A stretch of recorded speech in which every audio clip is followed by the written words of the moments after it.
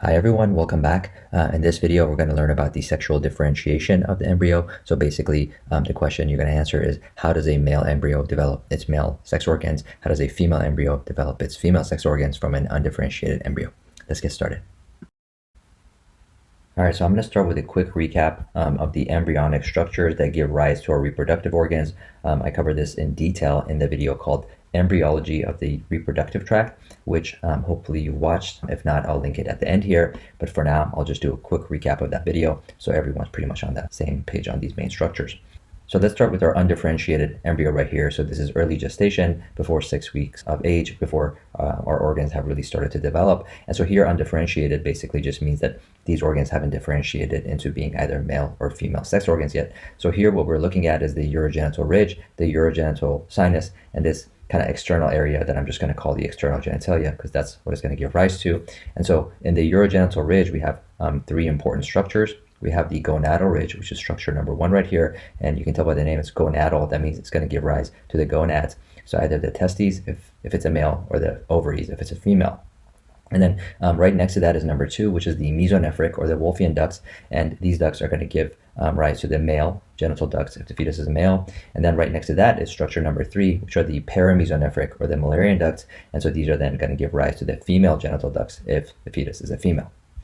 So now what we have left over then from sexual organs is the glands, basically, from the internal genitals. And those glands are going to come from the urogenital sinus right here. And then we have the external genitalia, which is going to come down from this external region. So now let's see what's going to happen in a male versus a female. So in a male, what's going to happen is that our gonadal ridge, which was structure number 1, is going to become the testes, right? And it's going to descend all the way down into the scrotum. So there's our testes right here. And then the mesonephric or the Wolffian duct is going to develop because remember, this is going to give rise to the male genital ducts, and those are the epididymis, the ductus deferens, the seminal vesicles, and the ejaculatory ducts. So this is going to come from our mesonephric or Wolffian duct. And then the paramesonephric or Mullerian ducts, these are going to go away because remember that these are the precursor to the female genital ducts, so we don't need them here. So these are going to go away. The urogenital sinus, remember this gives rise to our glands. So this is going to give rise to the 2 male sex glands, which are the prostate gland and the bulbourethral gland. And then finally, the external genitalia region, which was down here, is going to fuse and it's going to form the main 2 structures, which are the penis and the scrotum. That was the male. Now in the female, what's going to happen is that our gonadal ridge is going to this time become the ovaries, and it's going to descend, but only a little bit. It's going to descend down into the pelvis. So here's the ovaries right here. And the mesonephric or Wolffian ducts are going to go away because remember, these give rise to the male genitalia, so don't need them here. The paramesonephric or Mullerian ducts are going to develop, and these are going to form the female ducts, which are the 2 fallopian tubes. So these are the 2 fallopian tubes starting kind of adjacent to the ovaries. And then they're going to come together and join at the uterus, then the cervix, and then the upper 1/3 of the vagina. So these are all the parts that are going to come from the paramesonephric or the Mullerian ducts. And then the urogenital sinus here is going to give rise to the 2 female glands, which are the Bartholin and the Skene glands. So in the same way that we saw the urogenital sinus giving rise to the male glands, here the urogenital sinus is going to give rise to the 2 female glands. But in addition, the urogenital sinus here in the female is also going to develop into the remaining 2/3 or the lower part of the vagina. So the upper 1/3 came from the Mullerian duct. The lower 2/3 of the vagina is going to come from the urogenital sinus. And then finally, the external genitalia region is going to remain unfused, and it's going to form the clitoris on top and the labia minora and majora that are going to surround the vaginal opening. And so this is a quick summary of basically everything that happens during sexual development of the embryo. And then what we're going to cover in this video is how do all these changes happen. So in other words, what processes are going to allow the male embryo to go this way and the female embryo to go this way. Okay, so now we're going to look at the process of how this sexual differentiation happens in the male and then the female. But first, here's a quick kind of roadmap of how this is going to look like for both of them. So basically, you can think of this process in 3 steps. So in step 1, this genetic sex, so whether it's XX or XY, is going to determine what the gonads are going to be. So ovaries if XX, testes if XY. And then in step 2, each of these gonads is going to secrete different hormones. And then in step 3, these hormones are then going to determine what the genitalia are going to look like. And so they're going to act on those embryonic tissues and influence them to become either male or female genitalia. So this is the process that's going to happen in both male and the female. The genetic sex is going to determine the gonads. The gonads are going to secrete hormones. And then depending on which hormones we have, the genitalia are going to turn either male or female. Okay, so now let's see this process happening in the male. So remember, we have our 3 steps, and in step 1, the genetic sex is going to determine the gonads. So here our genetic sex is XY, and so our gonads are going to be testes. And the way this happens is that the Y chromosome carries a gene called the SRY gene. This gene encodes for a protein called TDF, which is testes determining factor. So this is going to promote the development of testes from the gonadal ridge, specifically from the medulla portion of the gonadal ridge. So now we have our testes. Now remember that our step 2 is that our gonads are going to secrete hormones, and our testes are going to secrete 2 important hormones. They're going to secrete testosterone and a hormone called MIF, which is Mullerian inhibiting factor. So the Mullerian inhibiting factor, which is also known as the anti-Mullerian hormone, is secreted by the Sertoli cells of the testes. And you can kind of tell by the name that it doesn't like the Mullerian duct. So its main job is to make the Mullerian duct go away or atrophy. This is going to then lead to the lack of formation of female internal genitalia. So the reason that a male embryo will not have female internal genitalia is because of the secretion of this Mullerian inhibiting factor by the Sertoli cells, because its job is to make the Mullerian duct atrophy and go away. Now, the other hormone is testosterone. That's made by the Leydig cells, and so its job is to then go ahead and help develop the Wolffian ducts. These are also known as mesonephric ducts. Remember, the main role of these ducts is to go ahead and develop into the male internal genitalia, specifically the ducts. And so this is the reason that this male embryo is going to develop the male genital ducts, because the testosterone is going to stimulate the development of the Wolffian duct. And so the final important hormone to know for the development of the male genitalia is DHT, which stands for dihydrotestosterone. So this is a potent version of testosterone. And what happens is that this is important for developing the male external genitalia and the prostate. So the internal genitalia was mostly from testosterone itself, but the external genitalia and prostate is developed due to the actions of DHT. And the way this works is that the testosterone that's made by the Leydig cells, once it goes over to the cells that are in the external genitalia and the prostate, inside of those cells, it gets converted to DHT by this enzyme 5-alpha reductase.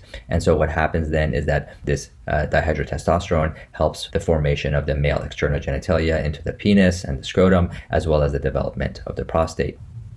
So just a quick summary, the Mullerian inhibiting factor is going to make the Mullerian ducts atrophy, and that's what causes the absence of the female internal genitalia. Testosterone is going to stimulate the Wolffian ducts to develop. That's how the embryo gets male internal genitalia. And then the external genitalia comes from the peripheral conversion of testosterone to DHT via the enzyme 5-alpha reductase, which occurs in the cells of the external genitalia and the prostate. All right, so now let's go ahead and take a look at these same 3 steps in the female. And the reason we had to do the male first is because the female pathway is also known as the default pathway, and because most of the tissues and structures now are going to develop due to the absence of all of those things that we had in the male pathway.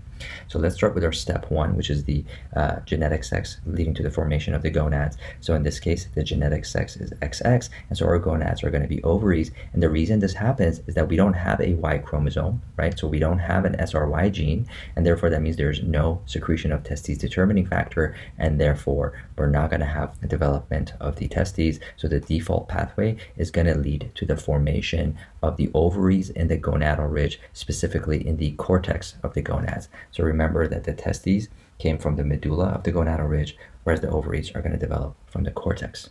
Now, step 2 is our gonads secreting hormones, and the main hormone that's going to be secreted here from the ovaries is estrogen. So what that means is that we're not going to get any secretion of testosterone, and we're not going to get any secretion of Mullerian inhibiting factor. And so remember that step 3 now, these hormones are going to influence the genitalia. So in this case, because we don't have Mullerian inhibiting factor, that means there's nothing to inhibit the Mullerian duct. Therefore, the Mullerian duct develops, and that leads to the formation of the female internal genitalia and the genital ducts. Since we don't have testosterone, that means that the Wolffian duct now atrophies or goes away, because remember, the Wolffian duct needed the testosterone to develop, and this is why the female embryo is not going to have male internal genitalia due to the absence of testosterone. And then finally, since we don't have testosterone, that means we're not going to have any DHT, because remember, DHT was formed from peripheral conversion of testosterone. So lack of DHT means that the external genitalia are going to become female because they're not going to get masculinized by DHT, and therefore the net outcome here is going to be the absence of Mullerian inhibiting factor is going to allow the formation of the Mullerian duct into the female internal genitalia. The absence of the testosterone is going to make the Wolffian duct go away, and therefore we're going to get no male internal genitalia. And then the absence of DHT is going to lead to the formation of the female external genitalia. All right, so let's end with a recap of what we talked about. So we're going to start with our undifferentiated embryo. Let's see what happens in the male. So we have XY genetic sex. The Y chromosome is going to have the SRY gene, which is going to encode for the testes determining factor. And so the medulla of the gonadal ridge is going to develop into the testes. The testes have the Sertoli cells and the Leydig cells. The Sertoli cells are going to secrete anti-Mullerian hormone, also known as Mullerian inhibiting factor, which is going to cause the Mullerian duct to atrophy and go away, and therefore we're going to get absence of female internal genitalia. The Leydig cells are going to secrete testosterone. Testosterone is going to promote the development of the Wolffian ducts into forming the male genital ducts and internal genitalia. And then the testosterone is going to get converted in this peripheral tissue via the enzyme 5-alpha reductase to DHT, and THT is then going to promote the development of the male external genitalia, which is the penis and the scrotum, as well as the prostate. Now, in the female embryo, the genetic sex is XX. That means we don't have a Y chromosome, so no SRY gene, and that means no TDF. That means that the gonadal ridge, specifically the cortex, is going to develop into the ovaries, not the testes. Since we don't have testes, that means we don't have Sertoli cells, we don't have Leydig cells. So no Sertoli cells means no anti-Mullerian hormone, so that means there's nothing inhibiting the Mullerian duct. So here it's going to go ahead and develop into the female internal genitalia and the ducts. The absence of Leydig cells means no testosterone, which means that the Wolffian ducts are going to go away, and therefore we're going to have absence of the male internal genitalia. No testosterone also means that there's no DHT, and therefore we're not going to get male influence on the external genitalia. So the external genitalia are going to become female, and this is further promoted by the estrogen that is being secreted by the ovaries, because the estrogen is going to further promote the development of the external genitalia into female. All right, that's it, and that's all. As I mentioned at the start, the next thing you need to know is the reproductive organs in the male and female, and which embryonic structures give rise to each of those organs. So in case you need a refresher on that, I've linked that video here so you can check it out. And if you guys enjoyed this video, please smash that like button, share it with others, and make sure you subscribe so you don't miss out on new content. But for now, thanks for watching. I'll see you next time.